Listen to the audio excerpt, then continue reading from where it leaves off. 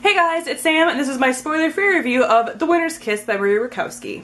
This is the third book in the Winter's trilogy, so if you have not read the first two books, there will be spoilers for that in this review. So if you want to go ahead and check out my reviews for those books, those will be linked on the screen as well as down below. So The Winter's Kiss follows Kestrel and Aaron after the events of the Winter's Crime. Kestrel is being transported to a prison camp because she was betrayed by her father because she was spying for Aaron, even though Aaron didn't know it. So Aaron is back in his home country and is preparing for war. So first off, let me just say that I read this book in one sitting. It's not a small book. It is not a stress-free book. It is very stressful, and that is why I read it in one sitting. I could not put this book down. I had to keep reading because, one, there's so much action and just so much tension and stress that you have to keep reading, but also because I didn't want to get spoiled, and I was terrified of like turning on Twitter after I woke up or something and there being like a giant spoiler on there. So I read this book in one sitting. I have no regrets, although I sort of do, because I kind of wish I would have had a chance to sit with this book. I've been waiting for it for a year and I wanted to have more time with it and I didn't. But it's okay, because I loved it. So as far as the world building continues from what we got in the first couple of books. I really enjoyed this world. I love that there isn't any magic in it. And it's less the places, this book, and more the culture and the lore of this book. So the gods kind of take on more of an important role in this book, and I really enjoy that. There is a connection between one of the characters and the god of death, and that just speaks to me on so many levels.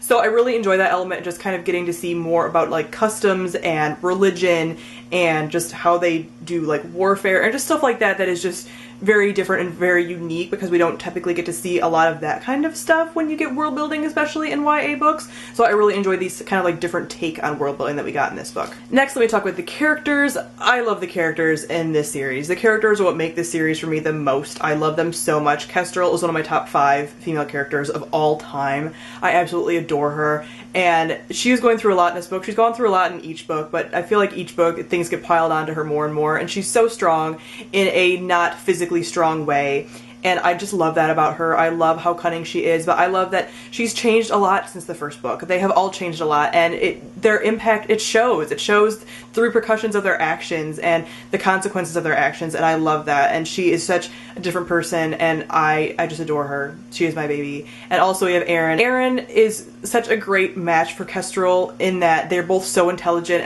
I always love that she's a step ahead of him though, and he is so strong for his people, and he's going through a lot too, and he's trying to do the best that he can for this group of people, and he didn't ask for this responsibility and he has it. And then we have some side characters, a lot of them that we've met in the last couple of books, and I enjoyed them. I do wish that there was more of them in this book. I thought that for as long as this book was, we were going to get more of them. I find that this book is more focused on Kestrel and Aaron and the just disaster that has been their relationship from the beginning, and I did enjoy that, and I thought that that was a very satisfying thing to do for the last book. But at the same time, we got all these characters that were introduced that I feel like we didn't get a lot of in this book.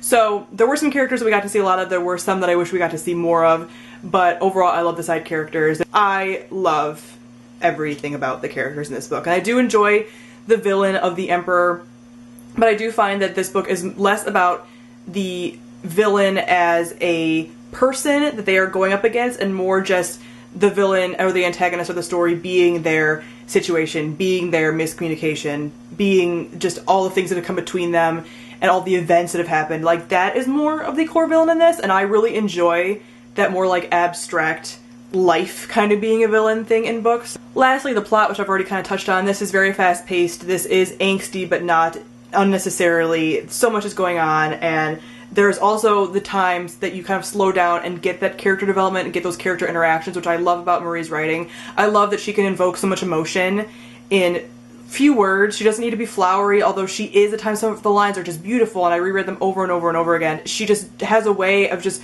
writing emotion and writing relationships and letting you know that time is passing without having you go through every single mindless thing that they're doing. She just, it's a great, this series is a masterpiece, and I really don't even have words for it, and I just absolutely adored it. I thought that the conclusion was very satisfying. I think that it was true to the story and to the trilogy, and that we got a wrap-up that I think a lot of people will be satisfied with, because it is true to the tone of what we got in the first book. It's not like a finale that lets you down like, oh, that should have been different than what we were expecting with book 1. I just think that this series wrapped up so masterfully, and I enjoyed every second of it. And if you want to hear more of my thoughts, I'm going to be doing a spoilery gush video, which I will link down below, because I don't even have words, and I need to talk about this in more of a spoiler-filled way. So go ahead and check that out if you have read this book. I gave The Winter's Kiss and the entire Winter's Trilogy 5 out of 5 stars. So comment down below and let me know what you thought of The Winter's Kiss. Thank you all for watching, and I will see all of you guys soon. Bye!